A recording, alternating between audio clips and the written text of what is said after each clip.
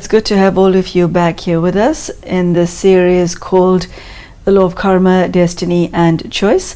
Today we will be looking at the subject of one's inner and outer worlds. Hello and welcome, Sister Denise. Thank you. Thank you. Inner and outer worlds.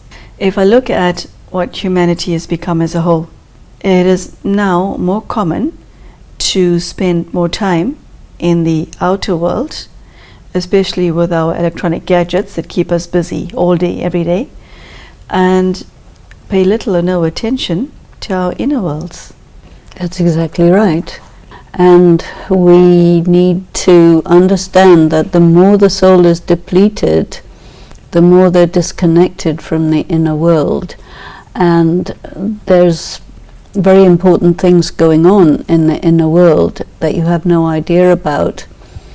And so therefore you become effectively delinquent in managing the inner world. So this is something that meditation draws our attention to, because you spend a lot more time in the inner world.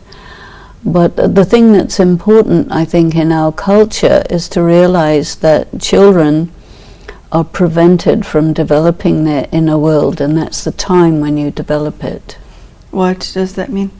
Well, you develop your inner world by just being by yourself, daydreaming, looking around, doing nothing in particular, and it connects you with this continuum of the inner and the outer world.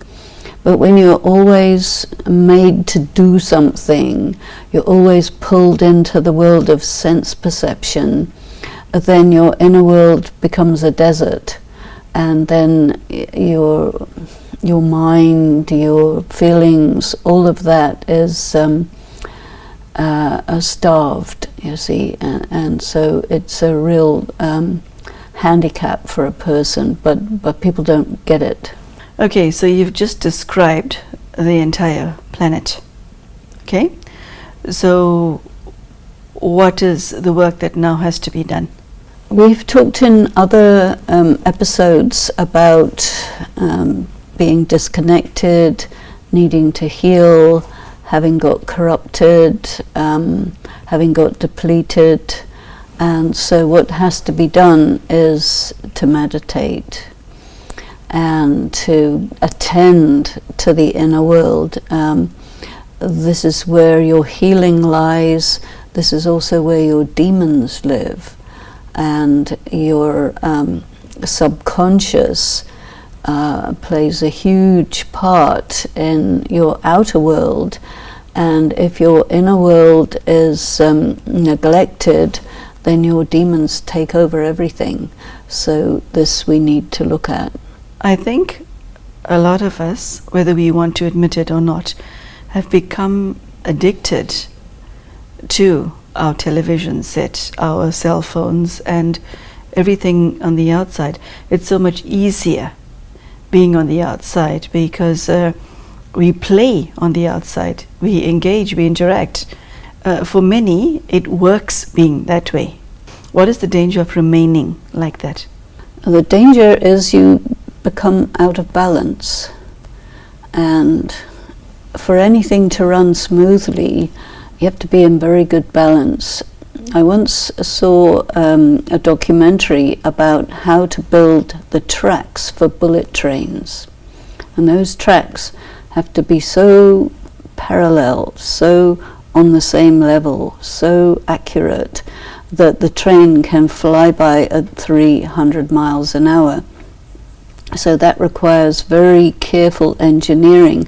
And I think in many ways we need to do this because we have one of our tracks, the outer world, very high tech, very high speed out there. And then the other track is all twisted and maybe rusty and hardly working properly. So the train, which is our life, is going to be wobbling a lot. And so we need to just bring it back into balance. If you look at the way most people function, is that a lot of individuals hate being alone. And I equate here being alone with spending time in your inner world. Well, if a person never really developed their inner world, then their inner world is populated only with their demons, and they haven't created the landscape of the mind, the landscape of the spirit. And so when they go inside, they just encounter this catastrophic terrain, and it makes them feel really bad because it elicits feelings that are connected only with your negative karma. So this is one good reason. And another is that it's strange territory, it's alien territory, they never go there. How does one make friends with your inner world? Do you have to first clean up the place before you can re-inhabit it? Do you have to do some, re-engineering, or what does one do? And Sister Denise, how does one learn to love your inner world in the first place, given that most of us can't be bothered because there's so much of things out there that pull our attention all the time? One thing that happens when a person is stuck with nothing to do, they find themselves closer to their inner world, and it creates a lot of discomfort. And I think that if the inner world hasn't been developed and you start developing it anytime now or say later on, you need to start from square one, which means you have to go through all of this discomfort. I think it's very valuable to make use of different devices which take you to your inner world. So going for solitary walks, or walk with your dog or something like that, which is so silent and close to nature, and this tends to bring you into the world of your thoughts, because the inner world is the world of your thoughts, it's the world of your mind. Expose yourself to music and even film and circumstances that correspond to this inner world, which is harmonious, which is peaceful, which is introspective, and just spend more time there, and you will learn to appreciate and enjoy that. You see, the outer world is very cacophonic. It's something that pulls energy out of us. One of the reasons why people are so addicted to electronic devices is that you're allergic to them, and you're allergic to something that is damaging to you. So you crave it, and you're allergic to it. It depletes you. Sorry to interrupt. What do you mean allergic to it? You're allergic to something that's bad for you. But addiction has sometimes been defined as allergy. So the thing you crave is the thing that you're allergic to, because you continue to want it in spite of negative consequences. This is addiction. So why we are addicted to electronic items is because we're allergic to them, because they're very damaging to us, but we crave them. And also we are subjected to electronic pollution. It's invisible. Many people get very sick from it, but our whole world is getting more and more based on it. So there's a lot of toxins in the environment that you are unable to detect using your normal instruments, your sense perception, but which your mind and your body show signs of getting harmed from. So we need time away from all of that. The more you get informed about these things, the more you can take it into consideration. You know how much people want to go away for the weekend. They go to the beach, they go to the forest, they go to nature, which is a sign that there's things in the city that are really quite bad for you, but you have to be in the city because you have to work, you have to pay your bills and all of this.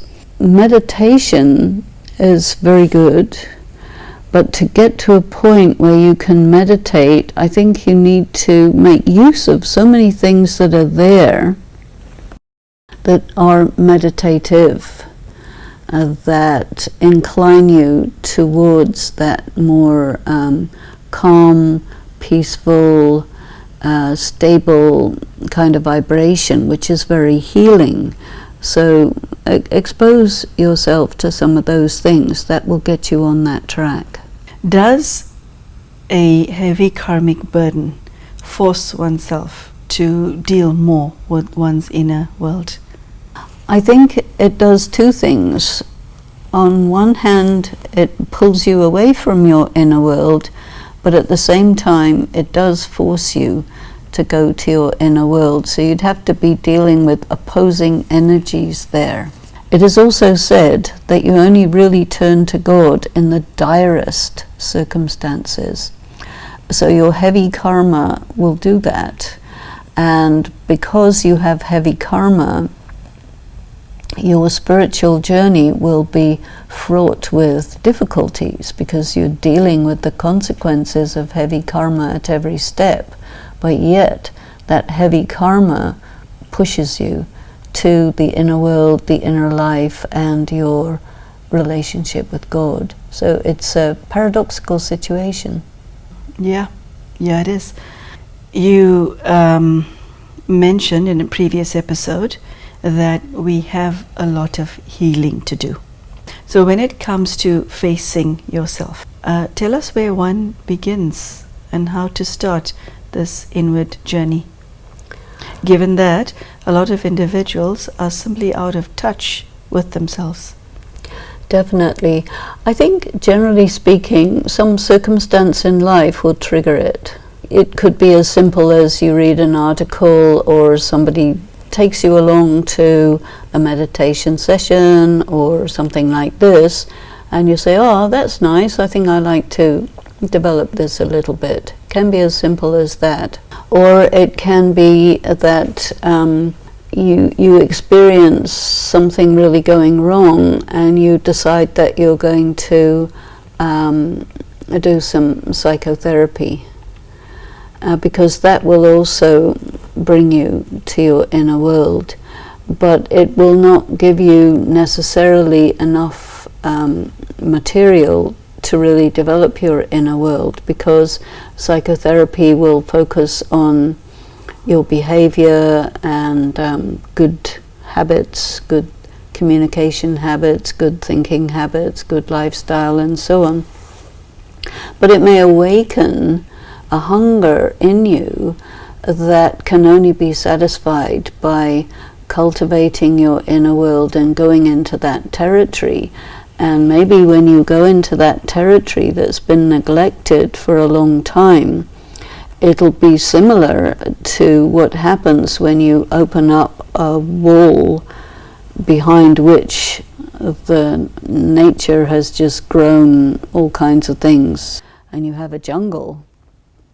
So you go in there, and you have to go in there with a scythe and a cultivator and really start doing something about that, because when you get the idea that you're a spiritual being, you also realize that where you live is in your mind. That's a very curious expression. What do you mean by that? Think about it. You have experiences, you see things, you hear things, and so on. But where do you actually experience those things? The things are on the outside, but the location of your experience, of your sense perception, is in your mind. That's a very articulate way of putting it. I don't think many people see it that way. It's not usually put that way, and people assume that everything is happening out here, and so they place themselves out here, but the reality, a more subtle reality, is that in fact you are a spiritual being. You experience everything in your mind, and the windows of your soul, your eyes, your ears, it's mostly what you see and what you hear that occupies your mind, your sense perceptions. And so stuff comes into your mind from all around, and you may not filter it, so your mind is very cluttered. In the world today, a lot of people are quite preoccupied with decluttering. Yes. We live in a very materialistic world, and we are conditioned and manipulated by the advertising industry and the big corporations and so on to acquire. And we have acquired so much that you then need a bigger place to put stuff, Mm-hmm. And the same thing is going on in your inner world. You're just full of clutter. So what's going on in your outer world, what's going on in your inner world is taking over. You need quiet. You need a large amount of space so that you can think meaningfully. This external and internal is reflective of each other, but behind it all, where you actually live is in your mind. And once you pick up that idea, you also understand how nice it is to make everything really simple. In Japan, there is this idea of the Zen Garden, Mm-hmm. which is just very simple, one or two things. Or Ikebana, the flower arrangement has the sun, the moon, and the earth only. And that's really reflective of the essence of reality. Once it's all cluttered, you lose contact with the essential. Mm. And getting back to the essential in the external world is going to set up a resonance with the internal world. And when you get to the essence in the internal world, it sets up a resonance in the external world. So it's very beautifully reflective. But the thing is, we have to exercise the option to keep it the way we want to be. You used an expression just now which caught my attention, decluttering. And yes, you are right. The world has become obsessed with decluttering and not being a hoarder. How does one declutter the inner world? You know what the environmentalists focus on? One of the things they focus on is gigantic islands made of plastic. So the oceans have created a system for gathering all this non-decomposing items made of plastic and kind of swirling them into floating islands. Mm. But there is a vast amount of clutter that you can't destroy in the external world. We have gone off into these byproducts of the petrochemical industry, and we've created a big mess for ourselves. And I think that's reflected on the inside, because you have obsessive compulsive thinking that you cannot get rid of. So decluttering is not an easy thing to do. I appreciate your honesty, and I'm sure the audience does as well. Perhaps we should take that up in another chat. Throughout this series, you've made reference to a set of scales that are balanced. Tell us how one achieves balance. The law of karma is such a law that it keeps bringing everything into balance. And our disregard for the law of karma is that we keep pushing things out of balance. Definitely our inner and outer world are mostly out of balance. And so we will experience a karmic return of that, where we will experience situations that force us into the inner world to see what a mess we've created inside there, one of the ways in which the law of karma balances things out is through suffering.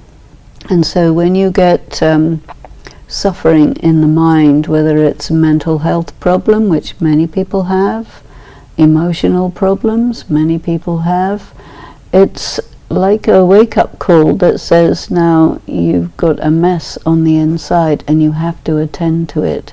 You're way out of balance. This is a force to bring things into balance. Now, we can work with that force or we can work against it.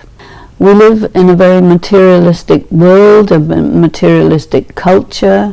We operate all the time on the basis of gratification of desires, physical desires, taste, touch. We want stuff, eye candy, ear candy, whatever you want to call it. And so we waste our resources, we waste our money, we waste our time, and we acquire stuff that we don't need, we don't want, and it overwhelms. When you have nothing, sometimes it happens. You know, there are many parts of the world which are on fire. There are huge fires in California, in Australia, in Indonesia, in parts of Europe because of the droughts. And in 5 minutes, your entire beautiful house and all of its contents, plus your car, is ash. And you have nothing. You know, sometimes something really disastrous, something which just takes everything away quickly, it can be a great opportunity to start again and do it differently, and just give importance to what you consider as really, really important. Peace in the mind, stability in the heart, continuity and consistency. Oh, that is so beautiful just to hear you say those words. It is so lovely. I feel it as you say it.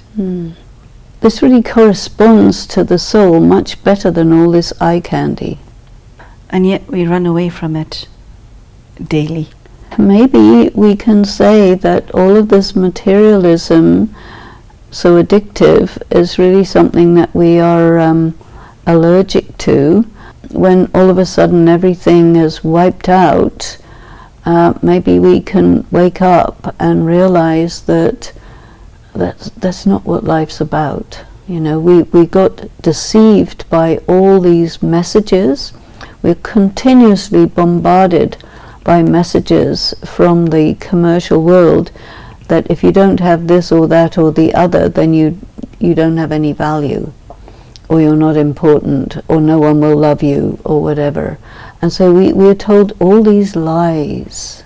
We buy into these lies because we're not discerning, we're not discriminating, we don't keep ourselves independent and free from all this external stuff. So these are good opportunities to reassess everything and start again. Start again is a good note on which to end. So very interesting, very thought-provoking. Yeah, you have given me, and I'm sure our listeners, a lot of food for thought. Okay, so thank you, Sister Denise. Thank you. And thank you at home for joining us. There you go. My inner world, my outer world. Is yours balanced? Are you proud of both? And Sister Denise has shared some very pragmatic tools on how to work on both so that you do achieve balance. I hope that you will be able to take this message to heart and improve the quality of your life. Take care and goodbye.